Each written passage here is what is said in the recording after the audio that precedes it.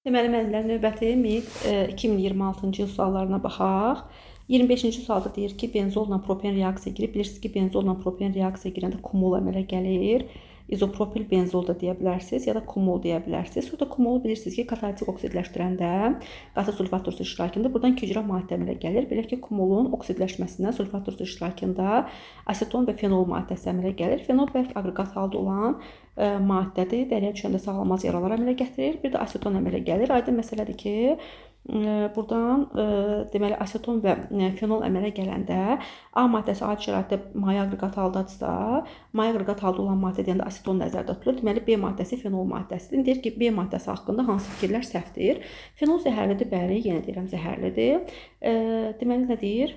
Deməli pikrin turşusu adlanır. Xeyr, pikrin turşusu niyə adlansın? Pikrin turşusu nitro birləşmədir. Bu deyil. Adi şəraitdə bromlu suyu rəngsizləşdirir. Bəli, fenol 2,4,6 tribromfenol əmələ gətirir və bromlu suyu rəngsizləşdirə bilir. Yanlış ifadə 2-də öz əksini tapıbdır.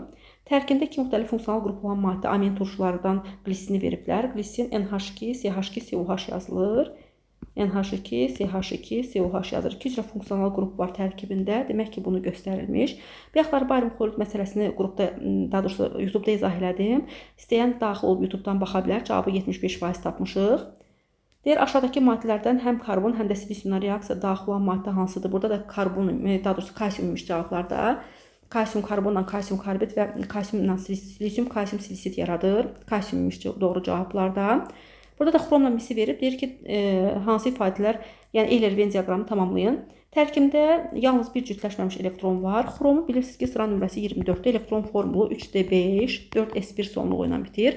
6 dənə tək elektron var. Misin də sıra nömrəsi 29-dur. Orada da elektron formulu 3D10, 4s1 olur. Küresel simmetriyaya görə bilirsiniz ki, bunların elektron formullarını isə tamamlamamış deyə keçirik. Və 3D10, 4s1 yazılanda misdə bir dənə tək elektron olur. Onda bir yazarıq 3-cü punktda. Əlavə yarım qrup elementlərdə hər ikisi əlavə yarım qrupdur. Çünki hər ikisində axırıncı əlimizdə D yazmışıq.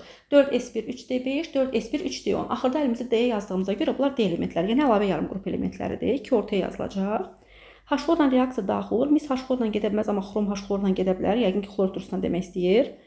Reaksiya daxil olur. Onda xroma yazacağıq. H-xlorla reaksiya daxil olur. Qatı sulfat turşusu ilə adi şəraitdə reaksiya daxil olur. Yəni qızdırma olmadan yəqin ki, demək istəyir. Bilirsiniz ki, xrom, dəmir, alüminium, nikel metalları qatı sulfat turşusu tərəfindən passivləşirlər. Onlar qatı sulfatdan adi şəraitdə reaksiya girə bilmir. Amma mis gedə bilir qatı sulfat turşusundan. Ona görə də 3-cü punktda 4-cü ifadəni də yazsaq, doğru cavab 3, 2 və 1, 4 şəklində qeyd edəcəksiniz.